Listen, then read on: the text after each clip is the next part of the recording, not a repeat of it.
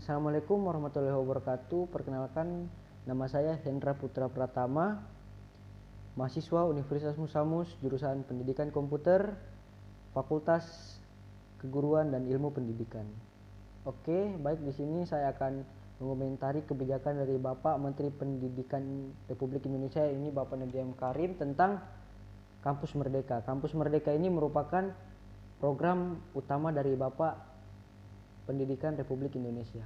Oke, kita akan masuk ke pembahasan apa itu Kampus Merdeka atau apa itu Merdeka Belajar. Dulunya kampus menjadi tempat untuk belajar bagi mahasiswa dan juga dosen secara tatap muka langsung. Pada program pembelajarannya, sebuah kampus seringkali menerapkan konsep pembelajaran di mana dosen menjadi seorang sumber utama. Ini tentunya akan menjadikan mahasiswa kurang mandiri dalam menyelesaikan berbagai upaya pemecahan masalah yang harus diselesaikan. Selama ini pada dasarnya sebuah kampus sendiri menerapkan sistem pembelajaran dengan SKS yang hampir keseluruhan mengharuskan adanya kegiatan belajar di dalam kelas. Ini menunjukkan kurangnya kemerdekaan belajar yang harus dijalankan oleh setiap mahasiswa dalam melakukan pembelajaran. Apa itu Merdeka Belajar? Merdeka Belajar adalah memberikan kebebasan dan otonomi kepada lembaga pendidikan dan merdeka dari birokratisasi. Dosen dibebaskan dari birokrasi yang berbelit serta mahasiswa diberikan kebebasan untuk memilih bidang yang mereka sukai. Menurut Nadiem Karim, Menteri Pendidikan dan Kebudayaan, Kampus Merdeka merupakan kebijakan Menteri Pendidikan dan Kebudayaan yang bertujuan mendorong mahasiswa untuk menguasai berbagai keilmuan yang berguna untuk memasuki dunia kerja. Kampus Merdeka memberikan kesempatan bagi mahasiswa untuk memilih mata kuliah yang mereka ambil. Adanya konsep belajar merdeka tentunya bertujuan untuk memberikan keleluasaan kepada mahasiswa untuk belajar di luar kampus. Konsep tersebut terus dikembangkan oleh Kemendikbud sebagai upaya mendapatkan calon pemimpin masa depan yang berkualitas. Dan belajar di luar kampus ini tentu saja meningkatkan ilmu sosialitas bagi para mahasiswa yang menjalankan program ini. Oke, apa itu Kampus Merdeka? Kampus Merdeka pada dasarnya menjadi sebuah konsep baru yang membiarkan mahasiswa mendapatkan kemerdekaan belajar di perguruan tinggi.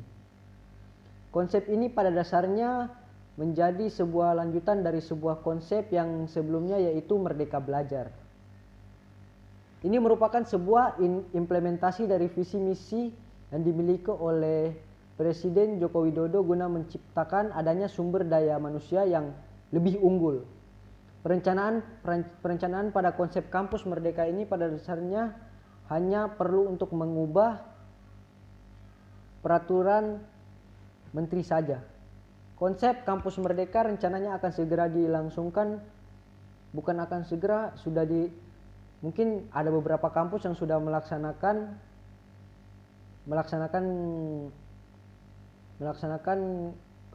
konsep Kampus Merdeka ini untuk mendapatkan kualitas pembelajaran yang lebih berkualitas.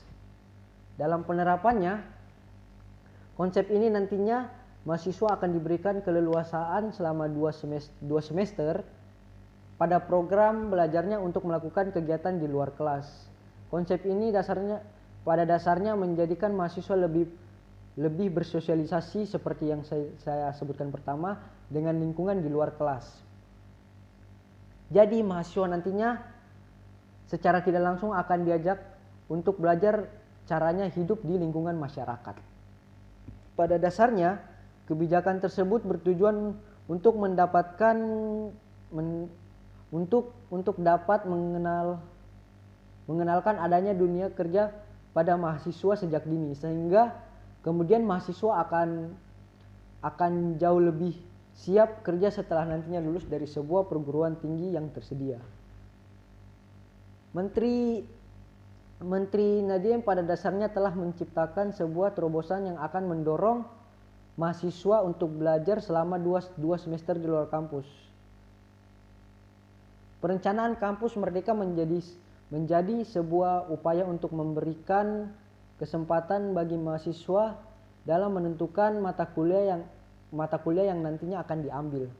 Tujuan dari penerapan kampus yang merdeka adalah agar mahasiswa nantinya memiliki kemampuan untuk menguasai beragam keilmuan yang berguna di dunia kerja nantinya. Dalam kampus yang merdeka sendiri ada 4 hal yang disampaikan oleh Menteri Nadiem Karim. 4 hal tersebut yang pertama, mengubah PTN Satker menjadi sebuah PTN BH. Dalam kebijakan Kemendikbud dalam kaitannya dengan menerapkan kampus yang merdeka adalah mengubah PTN Satker untuk kemudian menjadi PTN BH. PTN Satker adalah sebuah perguruan tinggi negeri dengan status sebagai satuan kerja di mana di dalamnya terdapat layanan umum yang tersedia. Perubahan tersebut dilakukan dengan mengubah PTN Satker menjadi PTN BH atau perguruan tinggi negeri dengan kekuatan badan hukum. Perubahan yang dilakukan pada penerapan kampus merdeka tersebut dikarenakan tuntutan yang ada saat ini telah bergerak dengan sangat cepat. PTN BH nantinya dipastikan akan dimiliki oleh semua kampus. Mungkin beberapa kampus sudah menjalankan ini agar dapat berkompetisi di panggung dunia tentunya. Pada dasarnya semua PTN dengan status badan hukum nantinya akan mendapatkan keleluasaan untuk dapat bermitra dengan adanya industri. Ini juga berkaitan dengan adanya keleluasaan pihak kampus untuk melakukan proyek komersial nantinya.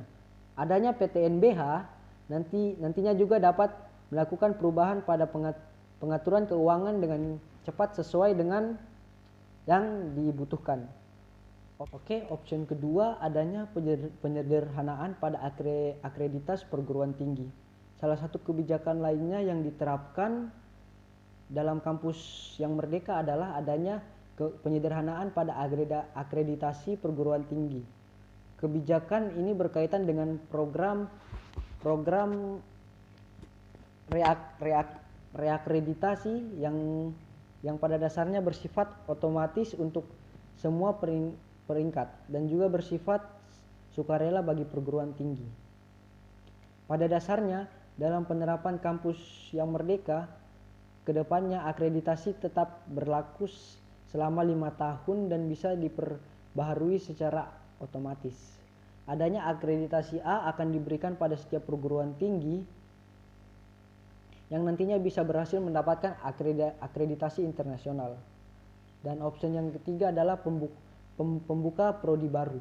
Selanjutnya dalam menerapkan kampus merdeka, Bapak Pendidikan Republik Indonesia, yakni Bapak Nadiem Karim, menetapkan kebijakan lain yang akan ditetapkan kepada setiap perguruan tinggi baik itu PTN ataupun PTS. Kebijakan ini berkaitan dengan otonomi bagi setiap perguruan tinggi baik PTN ataupun PTS untuk membuka atau mendirikan sebuah program studi yang baru. Otonomi pendirian prodi baru nantinya akan diberikan jika sebuah PTN atau PTS telah memiliki akreditasi A ataupun B. Bapak Menteri Pendidikan melanjutkan bahwa hak otonom tersebut diberikan jika telah melakukan kerjasama dengan organisasi atau universitas yang masuk pada QS Top 10 dunia universitas. Dalam penetapan kebijakan ini ada pengecualian pada program pendidikan dan juga bidang kesehatan. Kerjasama yang dilakukan tersebut mencakup pada penyusunan kurikulum, praktik kerja lapangan atau bisa dikatakan magang dan juga penempatan kerja bagi mahasiswa. Dalam pembukaan ataupun pendirian prodi baru nantinya Kemendikbud akan melakukan kerjasama dengan perguruan tinggi serta mitra prodi dalam melakukan pengawasan. Tracer studi pada dasarnya menjadi kewajiban yang dilakukan setiap tahunnya dan perguruan tinggi wajib memastikan penetapan hal tersebut. Dan untuk option yang terakhir, adanya kegiatan 2 semester di luar kampus.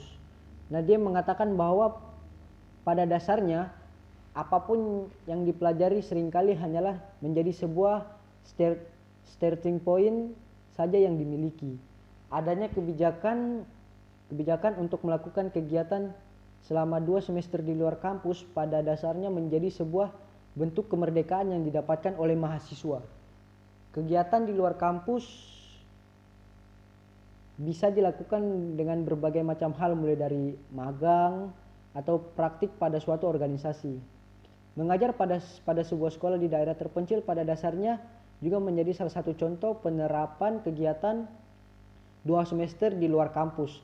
Mahasiswa juga bisa melakukan kegiatan membantu riset atau penelitian dosen serta membantu mahasiswa S2 dan S3 melakukan penelitian. Adanya kebijakan kampus merdeka yang diberikan keleluasaan kepada mahasiswa untuk melakukan kegiatan di luar kelas akan mendorong mereka untuk mandiri. Kampus yang memberikan keleluasaan kepada mahasiswa untuk kegiatan di luar kelas akan membantu mereka lebih tahu penerapan ilmunya dalam sebuah bidang kerja. Ini akan membantu mahasiswa untuk kemudian bisa lebih siap menghadapi dunia kerja yang saat ini semakin sulit.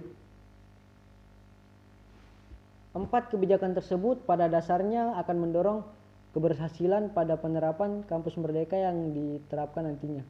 Semua pihak tentu mendukung adanya penerapan kampus merdeka dan membantu mahasiswa lebih siap menjadi sumber daya manusia yang unggul. Oke, dan alasan saya menjadi relawan untuk mengajar dari rumah ini ya tentu saja alasan pertamanya karena pandemik yang semakin bisa dibilang tidak menentu, kadang naik kadang turun. Jadi untuk membantu program sistem pendidikan di Indonesia terus bergerak, saya ikut membantu dalam melakukan hal tersebut dengan mengikuti menjadi relawan begitu. Dan sasaran saya sebenarnya sih saya inginnya tuh masuk ke RT dan RW begitu, tapi hanya untuk sekarang saya mungkin hanya masuk di lingkup keluarga saja, soalnya pandemi menjadi persoalan utama, tetap menjadi persoalan utama karena banyaknya orang tua yang ragu untuk menyerahkan anaknya untuk saya ajar gitu. Dan sasaran keluarga saya sendiri itu ya bisa dibilang anak SMK bisa dibilang sudah sangat dewasa dan matang, tapi karena kita memiliki satu frekuensi yang sama, itu jurusan kita masih sama gitu, masih berhubungan tentang komputer, jadi saya mengajarkan sistem-sistem tentang komputer lebih dalam agar nanti apabila dia sudah lulus dari SMK, mungkin dia ingin melanjutkan jurusan tentang komputer, jadi dia memiliki bekal begitu sebelum masuk kampus nanti. Dan harapan saya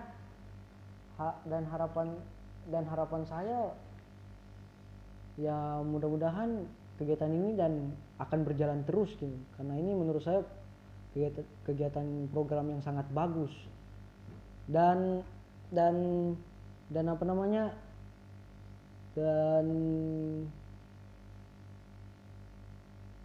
kondisi yang siswa yang saya ajar ini sebelum dan sesudah itu dia lebih tertarik lagi dalam tentang pemrograman komputer yang lebih dalam. Ya sekian dari saya yang mulai dari mengomentari tentang kampus merdeka dan alasan saya menjadi relawan. Ya harapan saya lagi seperti itu, berharap bahwa program ini tetap berjalan. Terima kasih. Assalamualaikum warahmatullahi wabarakatuh.